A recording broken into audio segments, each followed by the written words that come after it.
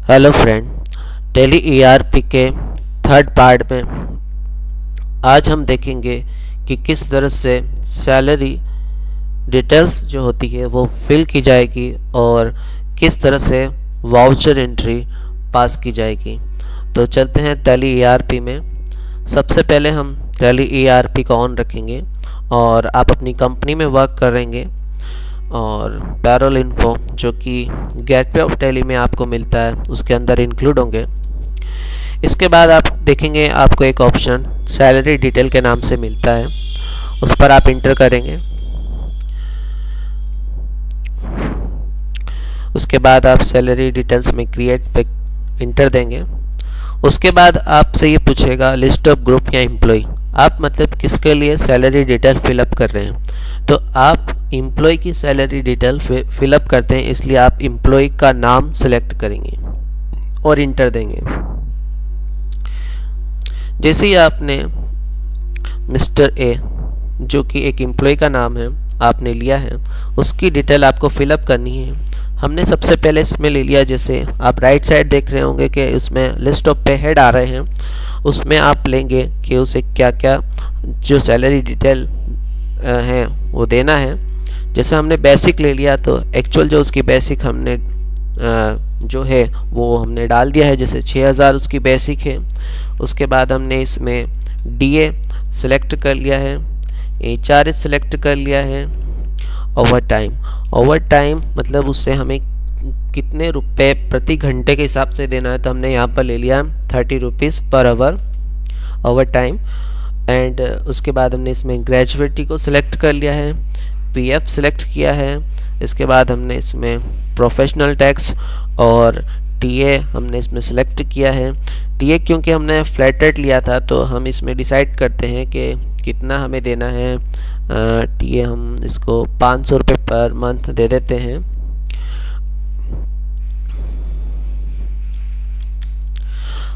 ठीक है, इस तरह से ये जो सारे पे हेड है वो हम सेलेक्ट कर लेते हैं और एंड ऑफ लिस्ट करेंगे। याद रखिए पे हेड कंपनी क्या पे कर रही है उसके हिसाब से ही लीजिएगा। ऐसा नहीं कि कोई पे हेड किसी वर्कर के लिए यूज़ नहीं हो रहा है और आप उसे सिलेक्ट कर लें। ठीक है, तो इस तरह से सिलेक्ट किया जाएगा end of list and accept.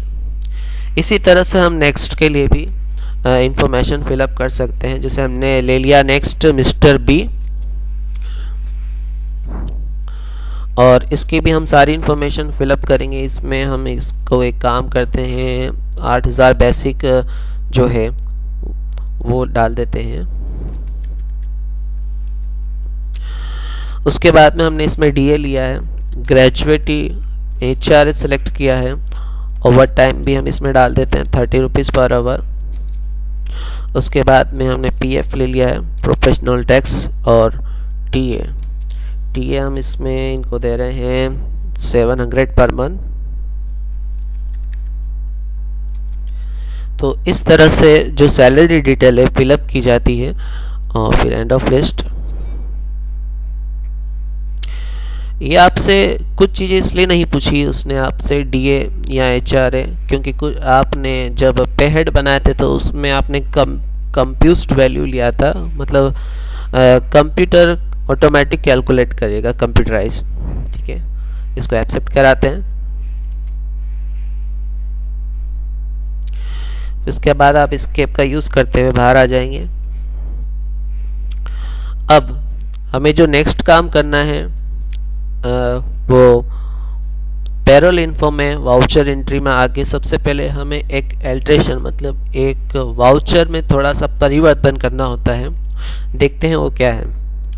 Voucher type में आएंगे और इसमें हम क्रिएट नहीं करेंगे बल्कि एल्टर को सिलेक्ट करेंगे। एल्टर को सिलेक्ट करते ही हमें 3 ऑप्शन दिखेंगे, अटेंडेंस, पेमेंट एंड पैरोल। इसमें हम पैरोल को सिलेक्ट करेंगे। जैसे आप पैरोल को सिलेक्ट करेंगे payroll voucher type alteration window खुलेगी। इसमें आपको इंटर देते हुए नेम ऑफ क्लास पर पहुंचना है। ठीक है, और यहाँ पर आपको लिखना है स्टाफ सैलरी,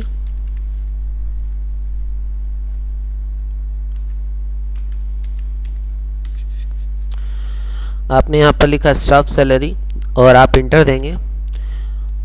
जैसे ही आप इंटर देंगे एक न्यू विंडो ओपन होगी। इसमें आपको excluding their group, end of list और include this group, end of list, but जहाँ पर नाम नीचे नाम आ रहा है लेज़र नेम, यहाँ पर आपको एक लेज़र तैयार करना होगा सैलरी पेबल के नाम से। वापस से देखिए सैलरी पेबल, ये लेज़र आपको तैयार करना होगा। अगर नहीं है तो यहीं पर अल्टर सी दबाकर आप सैलरी पेबल का लेज़र बनाएंगे और उसको अंडर रखेंगे करंट लायबिलिटी के अंडर। ठीक है, तो आप यहाँ पर एक लेज़र बनाएं और उसे सिलेक्ट करें सैलरी पेबल। उसके बाद आप इंटर देते हुए इसे एक्सेप्ट करेंगे। तो इस तरह से हमने एक पैरोल जो वाउचर था उसमें एक मॉडिफिकेशन किया है। ये ज़रूरी होता है इसलिए हमने इसे किया है। उसके बाद हम इसमें से बाहर आ जाएंगे। तो इस तरह से हमने पैरोल इन्फो की सारी इन्फॉर्मेशन जो रिक्वायरमेंट होती है वो फिलअप कर दी है। उसके बाद हम इससे बाहर आ जाएंगे गेटवे ऑफ टैली में, और वाउचर एंट्री को पास करने के लिए हम इसके ट्रांजैक्शन में पैरोल वाउचर के अंदर आएंगे और इंटर देंगे। एक बात आप ध्यान रखिएगा, इसमें पैरोल जो है उसका यूज़ कंट्रोल F4 से होगा और वाउचर का, और इसमें एक वाउचर और होता है अटेंडेंस के नाम से, उसका यूज़ होगा कंट्रोल F5 से। मैं आपको बता देता हूँ पहले कंट्रोल F5 प्रेस करके क्या होगा। आपके सामने एक अटेंडेंस वाउचर आया है। इसमें क्या होता है, इसमें हम किसी भी वर्कर की ये डिटेल डाली जाती है कि उसने कितने घंटे ओवर टाइम किया है या उसने कोई अपसेंट की है तो वो डालना होता है हमें। ठीक है, फॉर एग्जांपल के लिए हम डाल के देख लेते हैं मिस्टर ए। अब जैसे आपने किसी एम्प्लॉय का नाम सेलेक्ट किया, उसने पूछा आपसे अटेंडेंस प्रोडक्शन टाइप, तो आप यहाँ पर डाल सकते हैं। अगर उसने अपसेंट किए तो आप अपसेंट डाल सकते हैं इस तरह से, और उसने कितना अपसेंट करी है वो वैल्यू में डालेंगे। अगर उसने ओवर टाइम किया है तो आप ओवर टाइम डालेंगे, और उसने कितने घंटे मतलब वर्क किया है वो हम यहाँ पर डाल देंगे। ठीक है, अगर उसने सिक लीव का यूज़ किया है तो हम वो डालेंगे, और उसमें यहाँ पर वैल्यू में कितनी सिक लीव का यूज़ किया है वो डालेंगे। ठीक है, फॉर एग्जांपल के लिए मैं एक बात सभी आपको बता देता हूँ। मान लीजिए उसने अपसेंट एक करी है और मिस्टर ए ने ही ओवर टाइम जो है 10 घंटे किया है, और मिस्टर ए ने जो सिक लीव है SL उसका दो सिक लीव का यूज़ किया है। तो इस तरह से हम किसी भी जो एम्प्लॉय होते हैं उनकी ये डिटेल पहले डाल सकते हैं। फिर एंड ऑफ लिस्ट करेंगे। पर एक चीज़ का आप स्पेशली ध्यान दीजिएगा कि आप जो ये इंफॉर्मेशन डाल रहे हैं ये किस डेट को डाल रहे हैं, ये मोस्ट इम्पोर्टेंट है, क्योंकि आप जिस तारीख को डालेंगे याद रखिए ये उसी महीने में काउंट होगा। ठीक है, और उसके हिसाब से उसकी सैलरी पे उसका इफ़ेक्ट भी पड़ेगा। तो आप इस तरह से इंफॉर्मेशन डाल के उसे एक्सेप्ट करा सकते हैं। हम एक्सेप्ट में अभी नहीं करा रहा हूँ, मैं आपको बताने के लिए मैंने इसके अंदर कुछ डिमोट बनाए थे। उसके बाद हम सबसे मेन जो है पैरोल वाउचर, इसके अंदर हम कंट्रोल F4 का यूज़ करते हैं।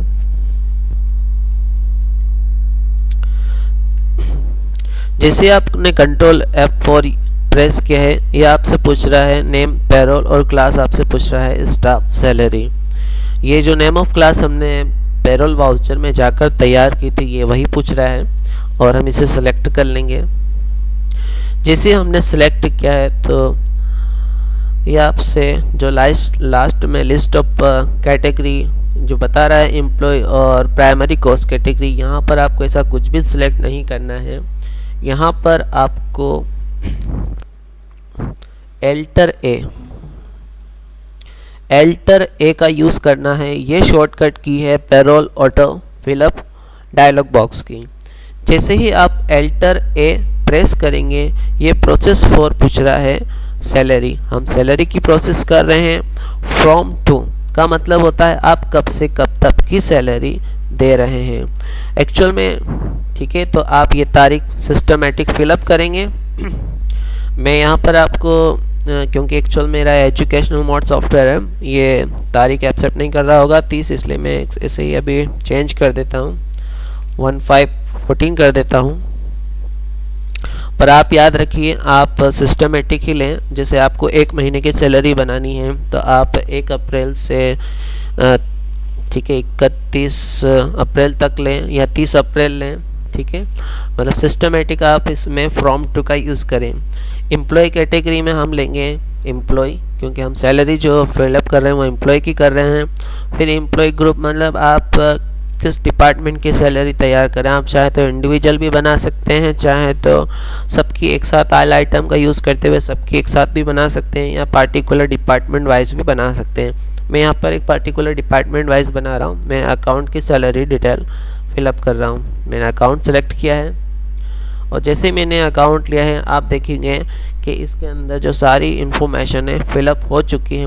उसकी basic DHR, over time, PF, professional tax, TA, सारी इन्फॉर्मेशन फिलअप हो चुकी है। उसके बाद हमें केवल लास्ट इसे एक्सेप्ट ही कराना होता है। इस तरह से ये सैलरी का जो वाउचर है पास किया जाता है।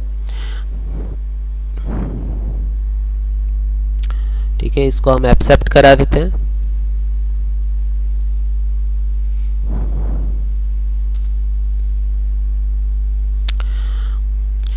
ये केवल सैलरी तैयार करना है, एक्चुअल सैलरी पे नहीं की गई है, केवल सैलरी तैयार की गई है। अगर कंपनी या संस्था सैलरी पेड कर देती है अपने एम्प्लॉय को तो उसके लिए हमें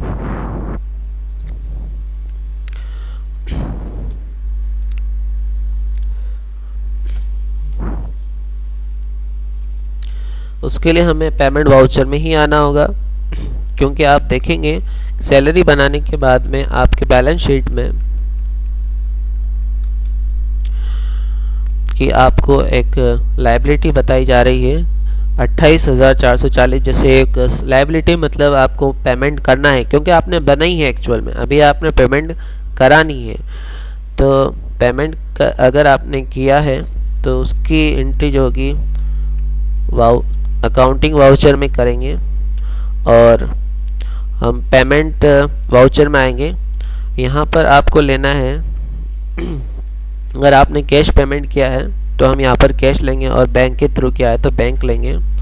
उसके बाद हम यहाँ पर लेंगे इस जो हमने क्लास तैयार करी, क्लास के अंदर जो हमने एक लेज़र सेलेक्ट किया था सैलरी पेबल, वो हमें यहाँ पर सेलेक्ट करना है और जो भी पूरी अमाउंट है हमें यहाँ पर डालना है 25,336।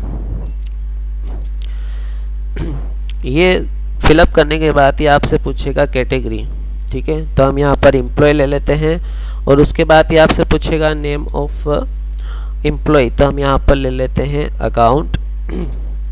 ठीक है, और इस तरह से ये जानकारी फिलअप हो जाएगी। नेम ऑफ एम्प्लॉय में हमने अकाउंट इसलिए लिया, हम चाहें तो इसमें मिस्टर ए भी ले सकते थे, मिस्टर बी करके अलग अलग भी भर सकते थे, पर हमने यहाँ पर अकाउंट ही ले लिया है। और उसके बाद हम यहाँ पर इसको एक्सेप्ट करा देते हैं। इस तरह से आपने पेमेंट का जो वाउचर है वो भी पास कर दिया है। ये तब पास करेंगे जब एक्चुअल पेमेंट हो चुका हो। उसके बाद आपको जो भी जो प्रिंट निकालना हो आपको, आप डिस्प्ले में जाके